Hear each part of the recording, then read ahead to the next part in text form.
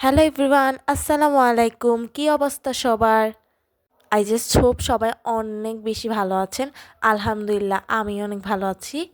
So আজকে আবারও আপনাদের সঙ্গে একটি ডিজার্ট শেয়ার করব। এর আগেও আমি এই ডিজার্টটা শেয়ার করেছিলাম, তবে আজকে একটু অন্যরকমভাবে এই ডিজার্টটা শেয়ার করব। সো আজকে আমি যে ডিজার্টটা শেয়ার করব এটা কিন্তু কাস্টার্ড, আর আমার আম্মুর হাতের কাস্টার্ড কিন্তু খুবই মজা। আর আম্মু কিন্তু আমাকে অনেক হেল্প করে ভিডিও করার সময়। So this credit goes to my mother. আমার আম্মু কিন্তু আপনাদের সঙ্গে নতুন নতুন রেসিপি শেয়ার করতে খুবই পছন্দ করে, আর আপনারাও কিন্তু আমাকে খুবই সাপোর্ট করছেন। Thank you for supporting. এভাবেই আমাকে সাপোর্ট করে যান। এখানে কিন্তু আমি কাস্টার্ড নিয়ে নিয়েছি। আপনারা কিন্তু যে কোনো সুপার শপে যে কোনো ব্র্যান্ডের কাস্টার্ড পেয়ে যাবেন।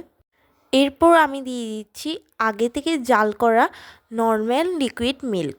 তারপর একটি চামচের সাহায্যে আমি এগুলো ভালোভাবে মিক্স করে নেব। মিক্স করতে করতে একটি সুন্দর কালার চলে এসেছে। কাস্টার্ডের স্মেলটা কিন্তু আমার খুবই ভালো লাগে।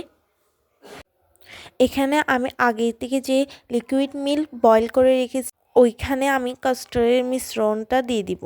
কাস্টার্ড পাউডারের মিশ্রণটা মেশানোর সময় অবশ্যই চুলার আঁচটা লো করে রাখতে হবে। এখন অ্যাড করব চিনি।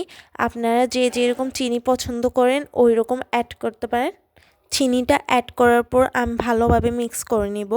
আমার কাছে কাস্টার্ডটা বানাতে খুবই ইজি মনে হয়। এর আগেও আমি কাস্টার্ডটা শেয়ার করেছিলাম, তবে তখন আমি ওপরে আম দিয়েছিলাম। তবে এবার বিভিন্ন রকমের ফ্রুটস অ্যাড করব।